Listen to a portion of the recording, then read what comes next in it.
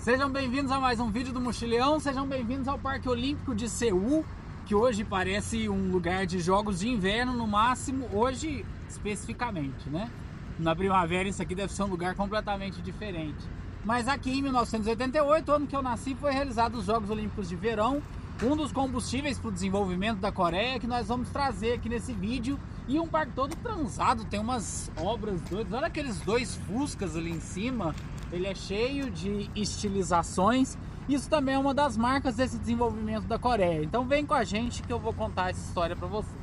A gente vai andando aqui por meio das arenas. Eu não sei dizer quais arenas eram dedicadas a quê. Eu passei inclusive, só que ele fica a uns 5, 6 quilômetros daqui, no Estádio Nacional Olímpico. Inclusive estava fazendo um dia completamente diferente. Vou pôr a foto que eu tirei para vocês.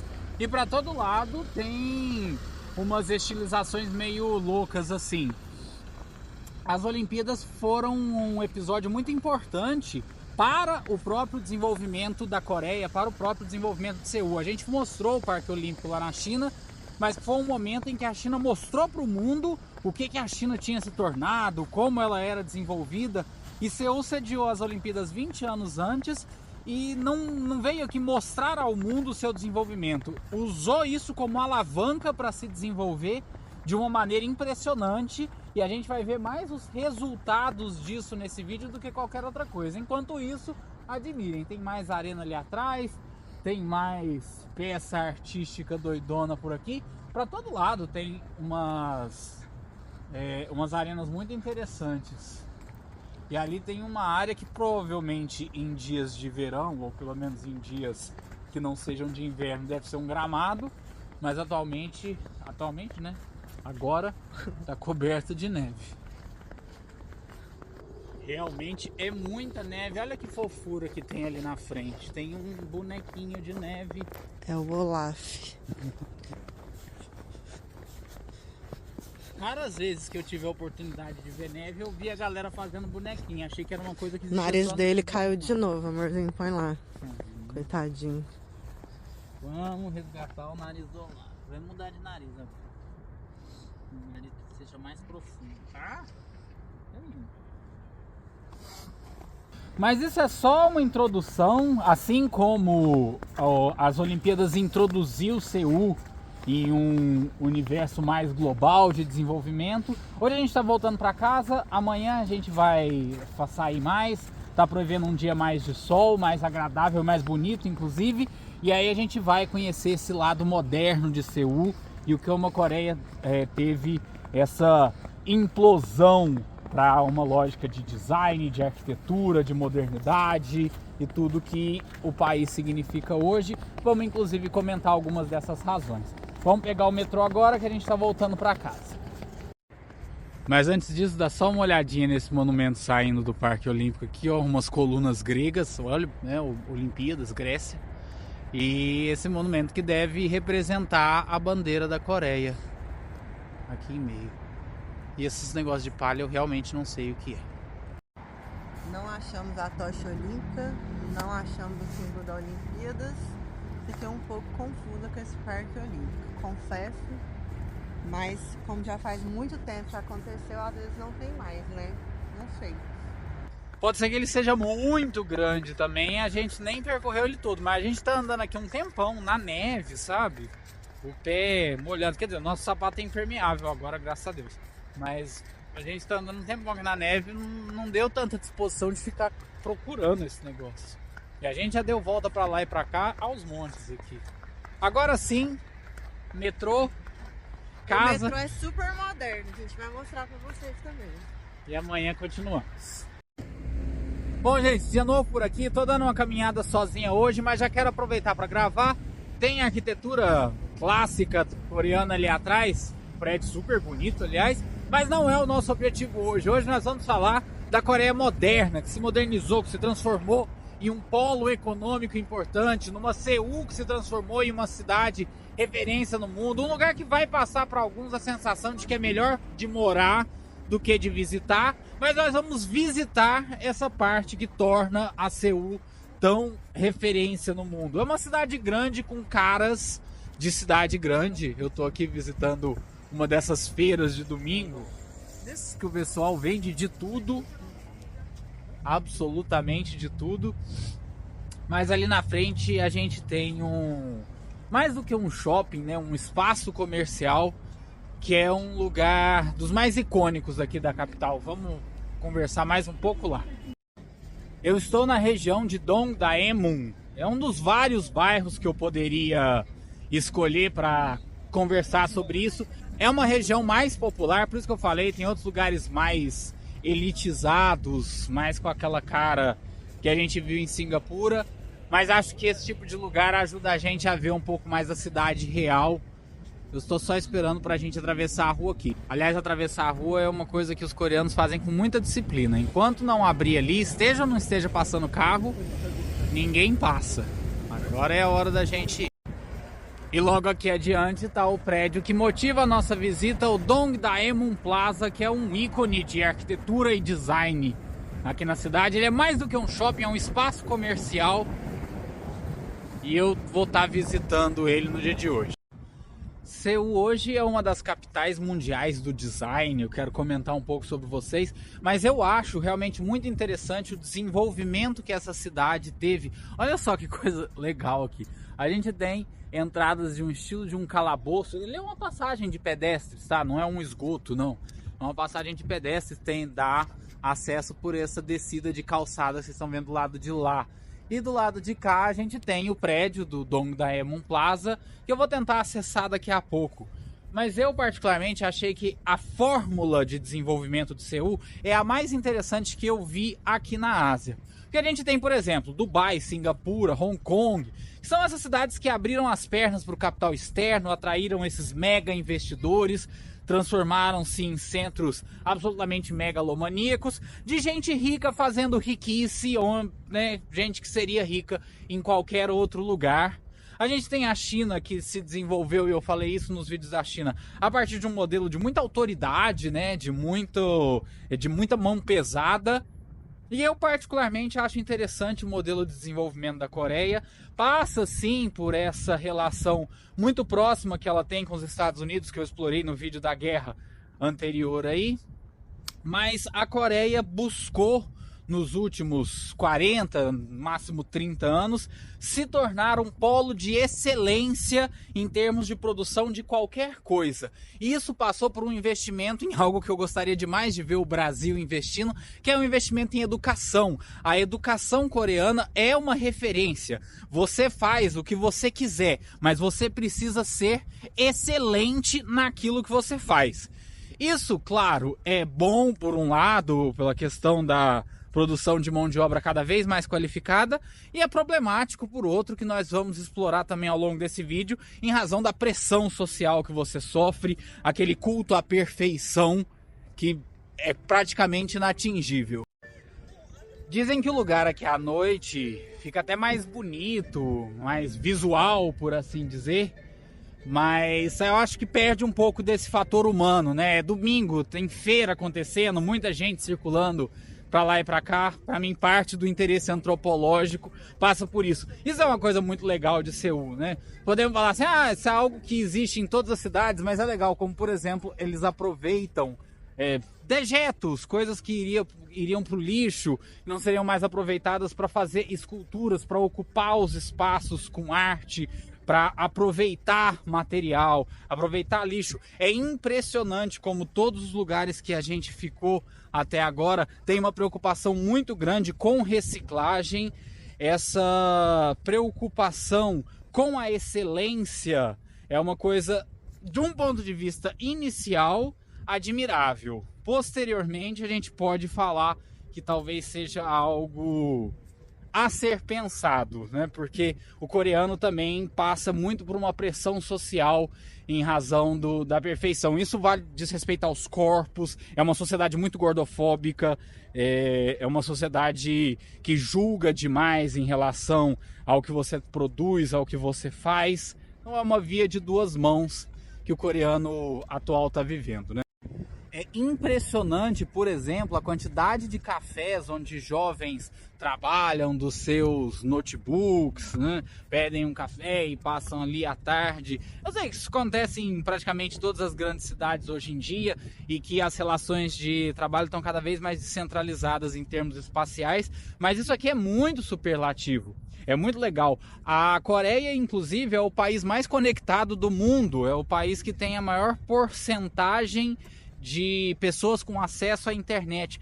A internet aqui é uma coisa muito fácil. A gente não precisa, a gente como turista, por exemplo, como estrangeiro, não chega aqui e tem a necessidade de comprar um chip, fazer um plano telefônico. Em qualquer lugar que você estiver, em qualquer um, vai ser muito fácil achar um Wi-Fi público para que você se oriente, né? Procure por alguma informação que você está buscando, né? Recorra a qualquer tipo de emergência. Aqui a gente não tem essa preocupação. A internet a gente sabe que a gente vai ter. E esse prédio todo louco que a gente está vendo aqui, né? Já mostrei para vocês ele de alguns ângulos. Foi projetado por uma das arquitetas, designers mais importantes do século XX, Zaha Hadid, que é iraquiana, mas instalado no Reino Unido. E ela tem algumas das obras arquitetônicas mais futuristas que a gente tem ao redor do mundo, em vários pontos da Europa ou da Ásia. E ela assina esse prédio aqui também. O Niemeyer, por exemplo, ficou mundialmente famoso por traços mais artísticos, assim, né? Aquelas linhas curvas. E ela já é mais pelo design arrojado de futuro mesmo. Isso aqui definitivamente mostra isso. Mas vamos dar uma entrada no interior do prédio e ver como é que é lá. E mais uma vez, isso aqui não se propõe a ser um shopping center convencional. É um espaço muito mais interativo de lazer, de vendas, de compras, de negociações, de exposições. Aqui tá tendo um negócio de jogo. Talvez nem todo mundo ache isso muito interessante do ponto de vista turístico, mas para o desenvolvimento da qualidade de vida, pensando nos próprios moradores, é sensacional, assim, é muito legal. Tô entrando em uma outra ala aqui, que é um museu interativo. Deve funcionar exposições de arte moderna, contemporânea, e o tema da vez é Seul, cidade do futuro. Vamos ver o que é esse futuro que eles pensam. Se é um futuro para além de ser parque de diversão de milionários, como outras cidades asiáticas pensaram ser, né? Na verdade, a gente tem um complexo de museus aqui de diferentes temas. Eu estou no Museu de História, porque mesmo eu visitando uma área moderna, no final das contas eu me interesso por história. Olha que coisa legal aqui. Isso aqui é uma calçada antiga que eles escavaram. Não sei se ela é montada aqui ou se ela está exatamente no lugar onde ela sempre esteve. Mas tem museus aí de fora voltados para outras temáticas, inclusive design e arquitetura. Acabei de saber, nessa tela de exibição, que onde hoje funciona esse complexo moderno, tinha um complexo de estádios bem poliesportivo, né? Vários esportes diferentes. Aqui nessa sala eles celebram isso com um memorial, falando sobre os... Ó, tem até uma chuteira antiga aqui, bola antiga, tem de futebol, tem de beisebol. Então aqui tinha um estádios antes, né, de Seul sediar a Copa e fazer estádio para a Copa, sediar a Olimpíada, fazer estádio para a Olimpíada. Eles já tinham o espaço de esportes deles aqui nessa área. Deve ter sido demolido muito em razão desses eventos esportivos também, por terem sido considerados obsoletos. Ó, tem um jogo do Santos e do Pelé. Até agora há pouco o rosto do Pelé estava focado. Olha lá, ó. Edson Arantes do Nascimento. E o Eusébio também está mencionado. Estiveram jogando aqui, aparentemente, né? O Pelé excursionou pelo mundo inteiro para mostrar o futebol. As antigas lâmpadas do estádio continuam de pé aqui na porta. E é curioso como aqui em Seul, além dessa coisa da rua ser ocupada de arte em vários lugares, não é uma coisa específica de se mostrar. Tem em vários lugares. Por exemplo, ali em cima, esse painel com um corpo ser humano ali. Vai andando na rua, você vai trombando com isso. E os prédios, que também não são coisas específicas, não é aqui ou ali. Eles não seguem um padrão clássico, definitivamente, mas eles não seguem um padrão moderno desses que a gente está acostumado nessas cidades que querem ser um polo de riqueza. Ele é muito mais arrojado, sabe? Ele brinca mesmo com os espaços. Os designers e arquitetos mais excêntricos foram chamados para fazer essa cidade aqui. Para fãs de arquitetura moderna, isso aqui é um deleite. Eu tô falando sobre esse tipo de coisa. Do nada, numa escada tem um coraçãozinho. E aí tem um espaço ali onde você consegue sentar, né, nessas barras. E você tira uma foto bonita. Claro que isso vem também acompanhado de alguns problemas, né? Boa parte deles acompanhado dessa posição meio que de chaveiro dos Estados Unidos que eu mencionei para vocês no último vídeo em relação à guerra. Aliás, aqui adiante tem uma igreja cristã, já eu mostro ela para vocês. Mas ao lado dessa ideia de excelência produtiva, vem também uma lógica de pressão muito asiática. Então, se essa pressão pela perfeição, se essa lógica de competição existe no Ocidente, multiplica por muito para quando você traz para uma cultura oriental. As pessoas realmente sofrem com um problema de saúde mental. Então você pensa que um país tão desenvolvido, com tantas oportunidades e tanto crescimento, tem um dos maiores problemas de saúde mental do mundo e altas taxas de uma coisa que o YouTube não gosta que a gente fale. Portanto, eu não vou falar aqui para vocês.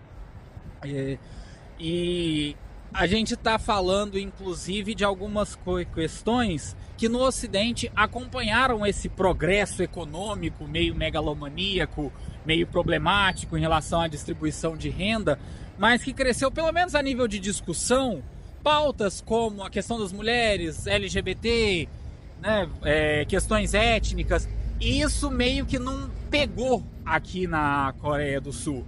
A sociedade ainda é muito patriarcal, o mercado de trabalho altamente desenvolvido ainda é muito patriarcal, é uma sociedade com uma pressão em relação à sexualidade, é uma pressão em relação ao corpo, como eu falei, a ideia de corpo perfeito, e eles vendem isso numa cultura pop que nós vamos abordar já nesse vídeo, mas em um outro lugar, gravado num outro dia também. A gente vai para esse espaço falar sobre isso, mas a cultura pop coreana tem crescido muito em cima dessa ideia. Hoje a Coreia tem umas telenovelas que a gente conhece como doramas, que estão ganhando inclusive muito público, muito em razão da ideia do cumprimento perfeito dos papéis de gênero. Os homens são muito respeitosos e galanteadores, e eles têm muito dinheiro, e eles cortejam as suas mulheres, que são muito recatadas e do lar. Então segue muito esses estereótipos e tem ganhado muito público no Ocidente, especialmente entre essa ala mais conservadora que está aí aparecendo politicamente no Ocidente demais, né? E muita gente tem vindo à Coreia em razão desse público. Mas não é só disso que é feita a cultura coreana, não. O cinema coreano hoje é muito bom e ele bate muito nessa tecla. A gente pode mencionar Parasita como um filme que deu uma dedada muito forte nas feridas da desigualdade de renda, mas tem vários outros que a gente poderia mencionar aqui. E aí agora eu tô indo para um jantar na casa de um ex-Couchsurfing que nos recebeu. A gente saiu da casa dele, mas ele nos convidou para jantar. E amanhã a gente vai dar uma volta por um outro bairro onde a gente consegue falar um pouco melhor sobre essa cultura pop florescente que existe na Coreia atualmente. Sejam bem-vindos ao bairro de Gangnam. Não sei se você já ouviu falar nesse bairro, provavelmente já, ainda que você não lembre, mas em 2012, 2013, né? Eu não lembro exatamente qual foi a data, esse bairro se tornou globalmente conhecido em razão de uma música que celebrava ele, né? Ela cantava Gangnam Style. Não vai fazer a dancinha pra gente? Não, sem dancinha. Ela tinha uma aguinha pocotó assim no processo. O cara parecia que tava cavalgando.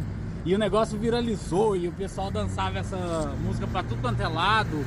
Hoje, inclusive, esse artista está representado aqui nessa rua que é chamada de K-Star Road, né? A estrada da fama da Coreia. É tipo uma calçada da fama que tem lá em Hollywood. E a gente vai contar um pouco dessa evolução, desse progresso, dessa internacionalização de uma cultura pop da Coreia aqui nesse vídeo, muito em razão desse bairro. Caso você não saiba, a indústria de produção de cultura aqui na Coreia hoje é uma das mais desenvolvidas do mundo. É provavelmente a que de fato rivaliza com os Estados Unidos. Eu tô falando de indústria cultural, de música popular, né, música pop, de cinema, telenovela. E nos últimos anos explodiram bandas, né, do chamado K-pop aqui nesse bairro e por todo Seul. As telenovelas ganharam uma popularidade global incrível, assim, são conhecidas como doramas. Você tem alguns seriados de TV fazendo muita fama, talvez o mais deles seja aquele Round 6, né, o jogo da Lula lá, Squid Game. E o cinema coreano também desenvolveu muito. Foi exatamente o que a gente falou no último vídeo, né? A Coreia mirou um impulso de desenvolvimento muito grande para várias áreas, seja na tecnologia, seja na produção de engenharia, de design, de arte de maneira geral, nos esportes, mas ela também mirou um desenvolvimento de abarcar uma cultura pop internacional, de internacionalizar a Coreia, e conseguiu. É uma coisa estabelecida e que está muito bem representada aqui. Hoje nós vamos explorar um pouco desse universo. Tá vendo esses bonequinhos que estão aparecendo atrás do Lucas? Cada um deles é referente a alguma banda de K-pop, ó. Quem souber o nome das bandas, será que é aquele 2PM ali? Tá escrito aqui, ó, 2PM. Aí esse aqui é o bonequinho que representa essa banda. Pra quem é fã do universo do K-pop, com certeza só essa referência aqui já é suficiente. Essa banda aqui, ó, eu achei que fosse Missa, Miss A. Como eu falei, isso aqui é uma calçada da fama, né? Uma avenida da fama. Todos esses bonequinhos são bandas diferentes do K-pop, que é um estilo de música americano, né? É uma adaptação que a Coreia fez para uma estética musical americana, assim como as boy bands. Nos Estados Unidos eu não tenho visto tanto atualmente, mas quando eu era pequeno fazia muito sucesso, né? O NSYNC, Backstreet Boys, Spice Girls. O K-pop deu uma adaptada em cima desse estilo. É muito dançante, os artistas dançam muito bem, coreografam muito bem, cantam muito bem, eles são muito bem treinados. E talvez esse seja um dos pontos mais importantes para a gente discutir aqui, porque essa alavanca que a Coreia tem dado a esses artistas vem dessa lógica de educação e preparação com muito rigor. A gente vai explorar isso daqui a pouco, mas ó, pra quem gosta disso, é um prato cheio ver aqui as referências a cada uma das bandas que existe. Se você reconhece ela, se você gosta, não é o meu caso, não acompanho, não tenho muito conhecimento, mas comenta aí qual é a sua preferida, qual que você gosta mais. A gente vai mostrar o máximo que puder, porque a avenida aqui vai por uma quilometragem gigantesca com várias referências a diferentes bandas. Possivelmente, isso não é uma estatística, ok? Não tem rigor nessa fala, mas possivelmente o maior motivo que atrai turistas para Seul atualmente sejam esse K-pop e os doramas. É muito comum que as pessoas se envolvam muito nesse conteúdo coreano atualmente e se envolvam em conhecer a Coreia. Eu trabalhei com adolescente durante muito tempo, né? Fui professor de ensino médio e especialmente as alunas, eram fanáticas. Eu lembro de... Até na ocasião da Copa do Mundo, a galera torcia pra Coreia do Sul por causa do K-pop. Eu lembro de menina que ganhou uma viagem de 15 anos, que agora não tá fazendo mais festa de 15 anos, né? As meninas fazem uma viagem de 15 anos e pediu uma viagem pra Coreia. Essa banda aqui, até onde eu saiba, é uma das mais famosas. Ou, no mínimo, foi uma das pioneiras, foi uma das que explodiu primeiro aqui a respeito do K-pop. Mas nem só de adolescentes é feito essa produção industrial da cultura coreana. Tem muita pessoa, muita gente que eu conheço mais velha, eu não tô falando de uma amostragem só pessoal minha, tem pessoas mais velhas que vêm em razão dos doramas, né? São telenovelas, e o formato é bem telenovela mesmo, que hoje conquistaram um público internacional absolutamente impressionante.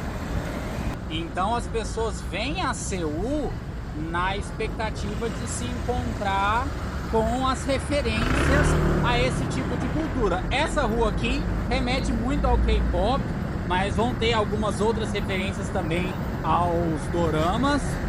E esse aqui é um lugar especial para esse público, porque existe uma chance muito grande, assim como se você estiver andando pela Rodeo Road de Los Angeles, em Hollywood, você tem a chance de encontrar grandes celebridades coreanas aqui. A gente está inclusive no Couchsurfing e ele falou: nessa rua você vai trombar até com celebridades indo de lá pra cá. Vocês podem ver, não sei se vocês estão acompanhando de fundo, mas as lojas são muito chiques, né? Então a área de consumo e shopping é muito desenvolvida, então as celebridades vêm muito, frequentam muito aqui, principalmente os cafés, né? Seul é muito conhecida pelas suas cafeterias. Ó, tem mais um Vix aqui.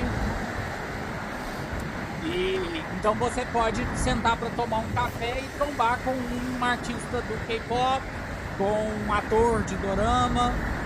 E isso mexe com o imaginário de muita gente. Eu sei que tem gente que realmente se empolga com esse universo, mas também tem muita gente, eu sei que boa parte do meu público nem saberia reconhecer uma celebridade dessas. Eu, por exemplo, se eu passar por uma delas aqui, eu não vou saber que é. E o bairro de Gangnam é um lugar agradável, assim, né? Sim, é um lugar de alto consumo, mas tem umas vielinhas gostosas de passear. Como eu falei, muitas cafeterias. E a gente está tentando chegar em um parque que tem aqui embaixo. Essa espacialização do K-pop que existe aqui, né, meio que uma personificação do estilo no bairro, tem a ver que a maioria dos estúdios foi se desenvolvendo aqui. O bairro de Gangnam era um bairro muito residencial há 20 anos, meio que um subúrbio aqui de Seul, mas os estúdios foram aparecendo aqui, o K-pop foi ganhando popularidade, isso foi rendendo muito dinheiro. E evidentemente a espacialização mudou completamente para não só um espaço de consumo, né, mas espaço de consumo de luxo. É fofo, né, gente? Sem dúvida alguma. Olha ali a mocinha mandando um beijinho do coração. Mas aqui na Coreia tem estátua no meio da rua o tempo todo. É uma cidade altamente estilizada, né? Deixa eu ver aqui aquela coraçãozinho, que bonitinho. Eu não sei se aqui não, aqui é uma loja dessas de pegar bichinho, mas você pode fazer aulas de dancinha de K-pop aqui. Se você entrar nesses sites que agendam passeios turísticos, aqui em Seul, você vai achar altas dancinhas de K-pop para você praticar. Essas lojinhas aqui são muito asiáticas, veja bem. Não tem nada mais Ásia que isso. O asiático tem uma pira com pelúcia.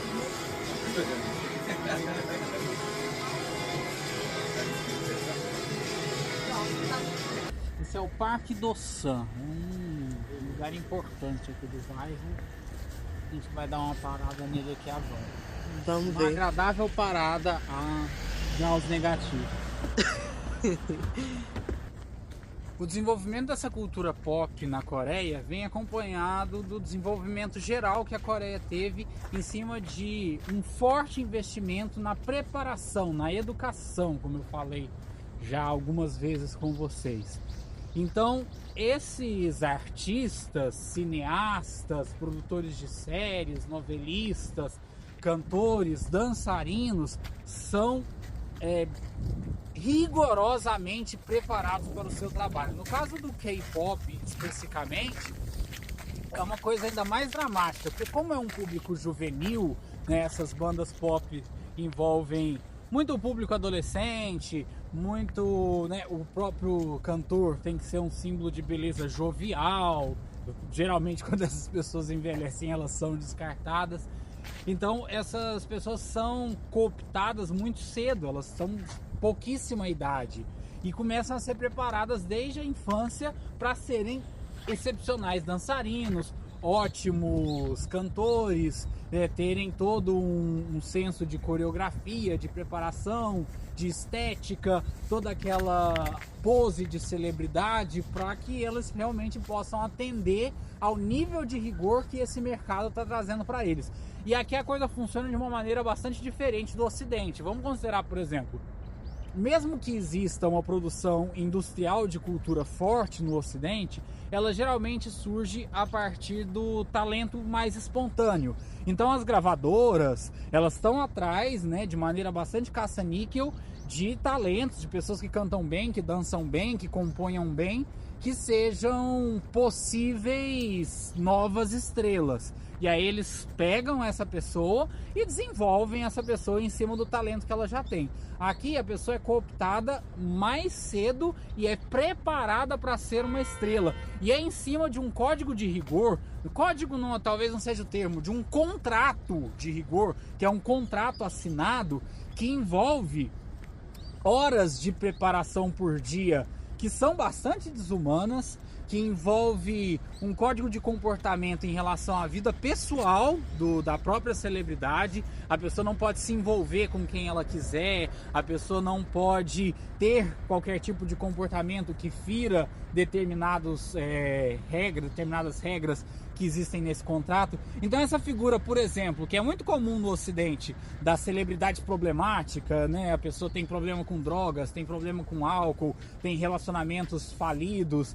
Isso não pode acontecer aqui dentro do cenário do K-pop. Tudo é muito regrado em relação ao que a pessoa pode ou não pode fazer, ao comportamento que ela pode ou não pode ter. Ela tem que se vender como perfeita.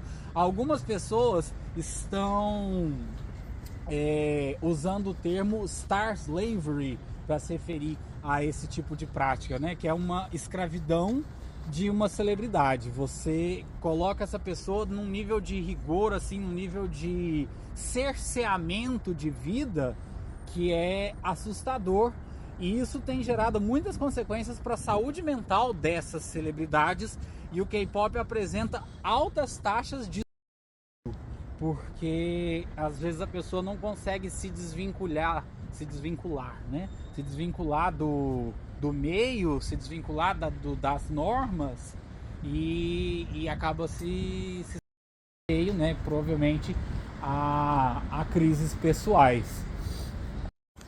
Um pequeno parêntese sobre esse parque que nós estamos visitando, que chama Dosan, não tem nada a ver com o K-pop, mas ele celebra a figura de um cara chamado Dosan, que está aqui em cima, que foi um educador e um ativista aqui da Coreia pela independência coreana. Então, quando a Coreia esteve dividida ali sob o domínio do Japão, várias vezes esteve sob o domínio da China, e a gente já contou sobre as várias oportunidades que a Coreia teve de deixar, inclusive, de ser uma nação independente.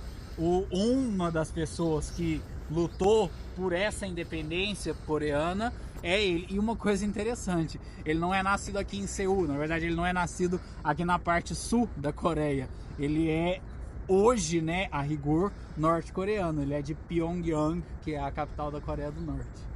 Tem até um busto do nosso representado aqui, mas agora nós vamos para outro lugar, vamos retomar a nossa busca por referências da cultura pop. Encontramos aqui uma outra parte da K-Star Road e tem a mãozinha dos K-Poppers.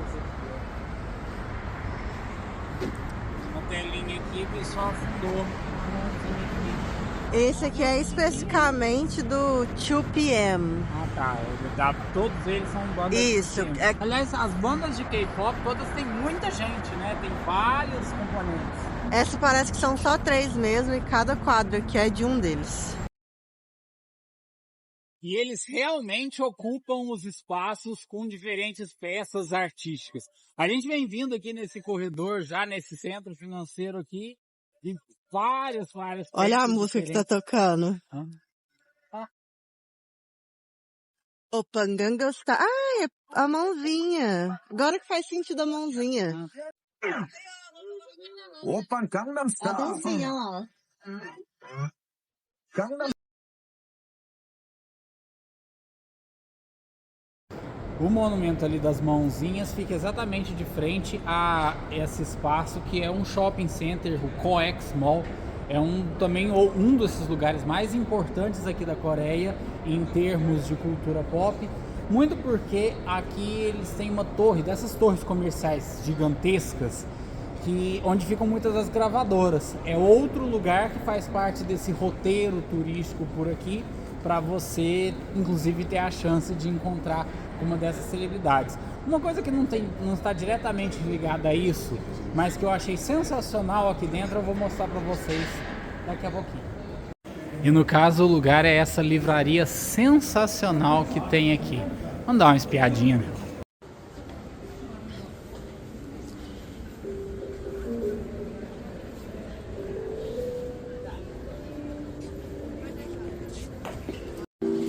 O nome dessa livraria é Starfield e ela é uma mostra muito grande. Da estilização excessiva que o Coreia do Sul passa hoje, né? Eles gostam dessa estilização e no investimento em cultura. Mesmo a gente tratando parte dessa cultura pop coreana como uma cultura industrializada, mas a preparação em termos de produção de talento, de qualificação é rigorosa, é muito bem feita. E a estilização dos espaços também é uma coisa bem legal, né? Bom, gente, com isso a gente vai encerrando esse vídeo. Espero que vocês tenham gostado desse passeio. Eu tentei buscar também algumas locações do filme Parasita, vencedor do Oscar. Eu gosto muito desse filme. Aliás, eu deixo a dica, se você não é uma pessoa que acompanha, que está vendo, que está sendo produzido no cinema coreano, vale muito a pena, vai muito além de Parasita. Tem um filme chamado O Caçador, um filme chamado O Homem que Era o Super-Homem. Enfim, tem uma lista enorme de filmes coreanos que eu já assisti que são muito bons. É algo que está se desenvolvendo como tudo aquilo que é possível de se desenvolver a partir do preparo, ok? Com isso a gente encerra esse vídeo, espero que vocês tenham gostado dessa nossa nova aventura. A gente encerra a nossa passagem pela Coreia por aqui. Estamos indo para um outro país que você vai ver no próximo vídeo. Continua acompanhando, tá? Deixa a curtidinha. Até lá.